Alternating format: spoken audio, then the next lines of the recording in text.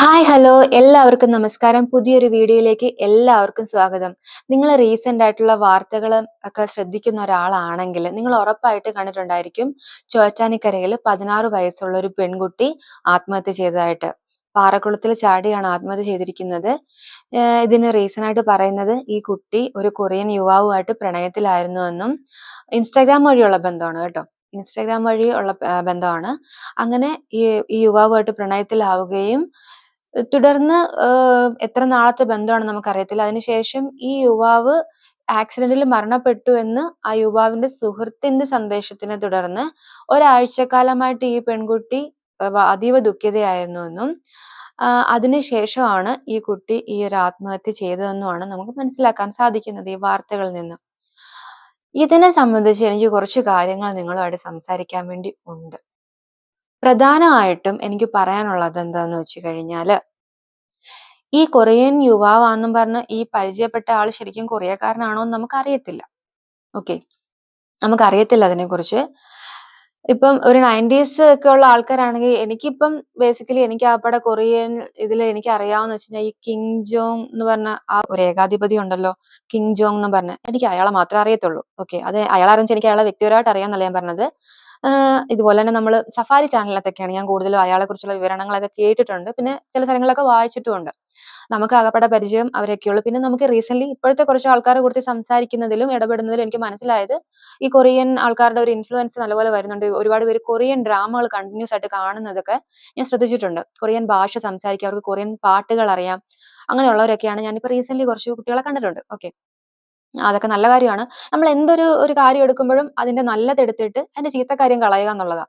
പിന്നെ ഈ കുട്ടികളെ എത്രത്തോളം ആണെന്ന് പറഞ്ഞ് മനസ്സിലാക്കാൻ പറ്റുന്നതെന്ന് സത്യത്തിൽ അത് ഒരുപാട് പേർ ഇൻവോൾവ്മെന്റ് ഉണ്ട്. അതിനകത്ത് അധ്യാപകരുടെ ഇൻവോൾവ്മെന്റ് ഉണ്ട്, മാതാപിതാക്കളുടെ ഇൻവോൾവ്മെന്റ് ഉണ്ട്, സുഹൃത്തുക്കളുടെ ഇൻവോൾവ്മെന്റ് ഉണ്ട്. നമ്മൾ ഓരോ സൊസൈറ്റിയിലുള്ള ഓരോരുത്തർക്കും ഇതിനകത്ത് ഉത്തരവാദിത്വം ഉണ്ട്. അങ്ങനെ ഇരിക്കെ എനിക്ക് പറയാനുള്ളത് എന്താണെന്ന് വെച്ച് കഴിഞ്ഞാല്, ഈ കൊറിയൻ യുവാവാണെന്നും പറഞ്ഞ് പരിചയപ്പെട്ട ഈ വ്യക്തി ശരിക്കും കൊറിയൻ യുവാവ് തന്നെ ആയിരിക്കണമെന്നുണ്ടോ? ഇവിടെയുള്ള ഏതെങ്കിലും ഒരു തെണ്ടി പരിശ ആയിരിക്കത്തില്ലേ? എന്റെ മനസ്സ് അതാ പറയുന്നത്. എങ്ങനെ പറയാൻ പറ്റും ഈ കൊറിയ കിടക്കുന്ന ഇവര് ഈ ഒരു നാട്ടിലെ സാധാരണയായിട്ട് ഒരു പെൺകുട്ടിക്ക് മെസ്സേജ് അയക്കും നിങ്ങൾ തോന്നുന്നുണ്ടോ? തോന്നുന്നുണ്ടോ നിങ്ങൾക്ക്? എനിക്ക് തോന്നുന്നില്ല. എന്തുകൊണ്ടാണ് ഇങ്ങനെയുള്ള ആൾക്കാര് ഈ ഒരു ഏജ് ഗ്രൂപ്പിലുള്ളവരെ സെലക്ട് ചെയ്യുന്നത്? പ്രധാനമായിട്ടും എല്ലാവർക്കും ഏറ്റവും ചെറുതിനെയാണല്ലോ വേണ്ടത്. അതുകൊണ്ടാണല്ലോ എല്ലാവരും ഈ ഒരു 12 വയസ്സ് തൊട്ട് ഈ ഒരു 18 വയസ്സിനിടയിൽ പ്രായമുള്ള കുട്ടികളെ എന്തുകൊണ്ടാണ് ഇവരൊക്കെ ചൂസ് ചെയ്യുന്നത്? അവരെന്ന് പറഞ്ഞ ഒരു വൾണറബിൾ ഗ്രൂപ്പാണ്. ഒരു കൗമാരപ്രായം എന്ന് വെച്ച് കഴിഞ്ഞാല് ഓൾറെഡി അവരൊരു വൾണറബിൾ ഗ്രൂപ്പാണ്. പെട്ടെന്ന് അവരെ എക്സ്പ്ലോയിറ്റ് ചെയ്യാൻ പറ്റും. പെട്ടെന്ന് മാനിപ്പുലേറ്റ് ചെയ്യാൻ പറ്റും. അതുകൊണ്ടാണ് ഈ ഒരു ഗ്രൂപ്പിലുള്ള കുട്ടികളെ ഇവര് പ്രധാനമായിട്ടും ടാർഗറ്റ് ചെയ്യുന്നത്, ഇതുപോലത്തുള്ള ആൾക്കാര്. ഇത് ഈ കുട്ടികളെ എത്രമാത്രം പറഞ്ഞ് മനസ്സിലാക്കാൻ പറ്റുമെന്ന് എനിക്കറിയത്തില്ല. അതില് ഒരുപാട് പേരെ ഇൻവോൾവ്മെന്റ് ഉണ്ട്. നമ്മളെല്ലാവരും ഈ പ്രായം കഴിഞ്ഞിട്ടാണ് വന്നത്. ഞാനും ഒരുപാട് കാര്യങ്ങള് ഒക്കെ ചെയ്തിട്ടുള്ള ഒരാളാണ്. എന്നെയൊക്കെ എങ്ങനെയാന്ന് വെച്ച് കഴിഞ്ഞാൽ എന്റെ അധ്യാപകരാണ്. എനിക്ക് ആ ഒരു ഇതിലാണ് എനിക്ക് എന്റെ അധ്യാപകരോട് ഞാൻ എന്നും കടപ്പെട്ടിരിക്കുന്നു. കാര്യം നമ്മൾ ചെയ്യുന്ന ഓരോ ചെറിയ തെറ്റുകൾക്ക് പോലും എന്നെ 1 മണിക്കൂറും 1.5 മണിക്കൂറും ഒക്കെ ചെയറിട്ട് ഇരുത്തി സംസാരിച്ച സാറുമാരുണ്ട് എനിക്ക്. അവരുടെയൊക്കെ ഒരു ഇൻഫ്ലുവൻസ് നമ്മുടെ ജീവിതത്തിൽ ഒരുപാട് ഉണ്ടായിട്ടുണ്ട്. അങ്ങോട്ട് ചെന്ന് ടി.സി ചോദിച്ചിട്ടും നമുക്ക് ടി.സി തരാതെ നമ്മള് ഇല്ല പറ്റത്തില്ല പഠിക്കണമെന്ന് പറഞ്ഞു വിട്ട ടീച്ചർമാരാണുള്ളത്. പക്ഷെ ഇപ്പോഴെന്താ? ഇപ്പൊ ക്ലാസ്സിൽ ബെല്ലടിച്ചിട്ട് കേറിയില്ലെങ്കിൽ പോലും കുട്ടികളെ സ്കൂളിൽ നിന്ന് പുറത്താക്കുക. ഇപ്പം അവരുടെ ഒരു ടാർഗറ്റ് എന്ന് പറയുന്നത് ഒരൊറ്റ ടാർഗറ്റേ ഉള്ളൂ. സമ്പൂർണ്ണമായിട്ടും 100% വിജയ സാധ്യതയുള്ള കുട്ടികളെ മാത്രം പരീക്ഷ എഴുതിക്കുക. അവരെ മാത്രം അതിലാണ് അവരുടെ ഫോക്കസ്. ഈ കുട്ടികളുടെ ഭാവി എന്താകുന്നു, ഇവരുടെ ജീവിതം എന്താകുന്നു, ഇവരെല്ലാവരും ഓക്കെ ആണോ എന്നുള്ള കാര്യം ആരും അന്വേഷിക്കുന്നില്ല. ഒരു 10 വർഷം 15 വർഷം മുമ്പത്തെ സാഹചര്യം അതല്ല. എല്ലാ കുട്ടികൾക്കും അവിടെ ഈക്വൽ ആയിട്ടുള്ള ഓപ്പർച്യൂണിറ്റി ഉണ്ട്.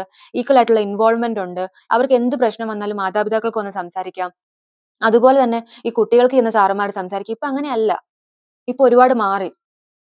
അതേ സമയത്ത് ഈ കുട്ടികളെ കൗൺസിലിംഗ് ചെയ്ത് ഒരുപാട് പീഡന വിവരങ്ങളും കാര്യങ്ങളൊക്കെ പുറത്തു കൊണ്ടുവരുന്ന നല്ല അധ്യാപകരും ഉണ്ട്. മൊത്തത്തില് 100% അങ്ങനെയാണെന്നല്ല ഞാൻ പറയുന്നത്. പക്ഷേ ഭയങ്കരമായിട്ട് മാറി ഇപ്പൊ സത്യത്തില്. അതുപോലെ നമ്മൾ കണ്ടും കേട്ടോണ്ടിരിക്കുകയാണ് ഓരോ കാര്യങ്ങള്. അതിൽ ഒരുപാട് വിഷമമുണ്ട്. ഓക്കെ, നമുക്ക് ഈ ഒരു ടോപ്പിക്കിലേക്ക് തിരിച്ചു വരാം. ഇതിനകത്ത് പ്രധാനമായിട്ട് എന്താണ് പ്രശ്നം എന്ന് വെച്ച് കഴിഞ്ഞാല്, ഈ ഒരു ഏജ് ഗ്രൂപ്പിലുള്ള കുട്ടികളെ എന്തുകൊണ്ടാണ് ഇവര് ചൂസ് ചെയ്യുന്നത്? അതാണ് ഒന്നാമത്തെ വിഷയം. ഈ ഒരു ഏജ് ഗ്രൂപ്പ് എന്ന് പറഞ്ഞു കഴിഞ്ഞാല് അവരെ പെട്ടെന്ന് നമുക്ക് കബളിപ്പിക്കാൻ പറ്റും. അതുകൊണ്ടാണ് ഇങ്ങനത്തെയുള്ള ആൾക്കാര് അവരെ ചൂസ് ചെയ്യുന്നത്. പെട്ടെന്ന് തന്നെ കബളിപ്പിക്കാൻ പറ്റും.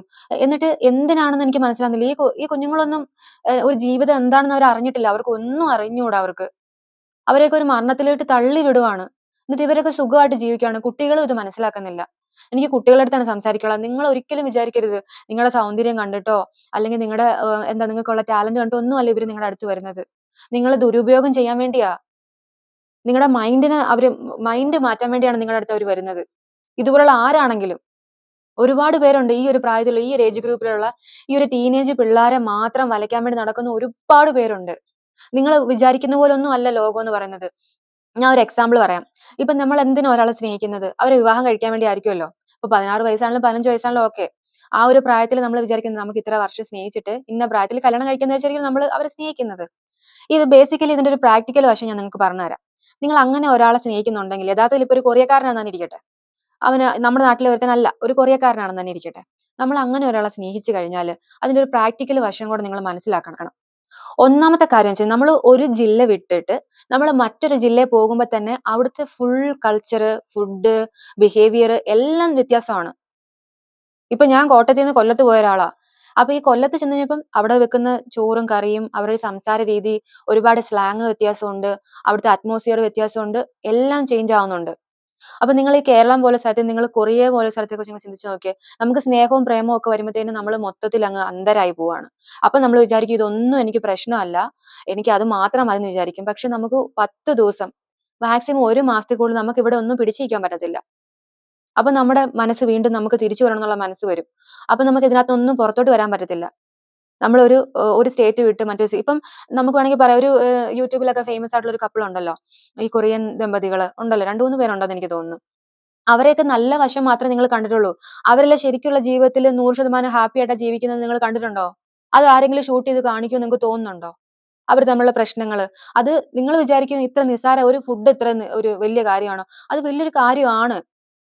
നമ്മുടെ നാട്ടിൽ ഒരു ചോറും മീൻകറിയും കിട്ടുന്നത് അത് വലിയൊരു കാര്യമാണ്. അതൊക്കെ നിങ്ങൾക്ക് ഓരോ വയസ്സ് കൂടുന്തോറുമേ മനസ്സിലാകത്തുള്ളൂ. അങ്ങനെ ഓരോരോ കാര്യങ്ങള്. നിങ്ങൾ ആരും അത് മനസ്സിലാക്കുന്നില്ല. നിങ്ങൾക്ക് ഇപ്പൊ കിട്ടുന്ന നിങ്ങൾ സോഷ്യൽ മീഡിയ നിങ്ങൾ ലോകം മൊത്തം നിങ്ങളുടെ കൈക്കുമ്പിളിൽ ഇങ്ങനെ ഒതുങ്ങി നിൽക്കുവാണ്. നിങ്ങൾക്ക് കൊറിയ വേണോ, റഷ്യ വേണോ, അമേരിക്ക വേണോ, നിങ്ങൾക്ക് ഏത് വേണമെങ്കിലും ചൂസ് ചെയ്യാം. പക്ഷെ നിങ്ങൾ ഇതിനകത്ത് എന്തുകൊണ്ട് നല്ലത് ചൂസ് ചെയ്യുന്നില്ല? യൂട്യൂബിൽ കൂടെ സിനിമാറ്റോഗ്രാഫി പഠിച്ച ഒരു ഫേമസ് ആയിട്ടുള്ള ഒരു സിനിമാറ്റോഗ്രാഫർ ഉണ്ടല്ലോ റീസെന്റ് ആയിട്ടുള്ള നിമിഷ് രവി എന്ന് പറഞ്ഞ. യൂട്യൂബിനകത്ത് നിന്നാ പഠിച്ചെടുത്തത്. എത്ര പടങ്ങള് സിനിമാറ്റോഗ്രാഫി ചെയ്തിട്ടുണ്ട്, എത്ര നല്ല ഫ്രെയിമുകൾ എടുക്കുന്നു. യൂട്യൂബിനകത്ത് നിന്ന് പഠിച്ചെന്നാണ് ഇന്റർവ്യൂവിനകത്തൊക്കെ പറഞ്ഞിട്ടുള്ളത്. അതുപോലെ എന്തെല്ലാം നല്ല കാര്യങ്ങളുണ്ട് ഇതിനകത്തൊക്കെ. നിങ്ങൾ ആരും അതൊന്നും ഉപയോഗിക്കാത്തത്. തയ്യലുണ്ട്, ഫാഷൻ ഡിസൈനിങ് ഉണ്ട്, എത്ര നല്ല സ്കില്ല് ഡെവലപ്പ് ചെയ്യാൻ പറ്റുന്ന എത്ര നല്ല കാര്യങ്ങളുണ്ട്. നിങ്ങളൊക്കെ എന്താണ് ഈ ആവശ്യമില്ലാത്ത കണക്ഷന് പോകുന്നത് എന്തിനു വേണ്ടിയാണ്? ക്രാഫ്റ്റുകളുണ്ട്, എന്തെല്ലാം കാര്യങ്ങൾ ചെയ്യാം. നിങ്ങൾക്ക് നിങ്ങളുടെ എന്തുമാത്രം നല്ല കാര്യങ്ങൾ ഡെവലപ്പ് ചെയ്യാം. നിങ്ങൾ മനസ്സിലാക്കേണ്ടതെന്ന് വെച്ചാൽ എന്താണെന്ന് വെച്ച് കഴിഞ്ഞാല് നിങ്ങളെ മാത്രം ഉന്നം വെച്ചുകൊണ്ട് ഒരു കൂട്ടം ആൾക്കാർ ഓൾറെഡി ഉണ്ട്. അവർ ഓൾറെഡി അവിടെ നിപ്പുണ്ട്.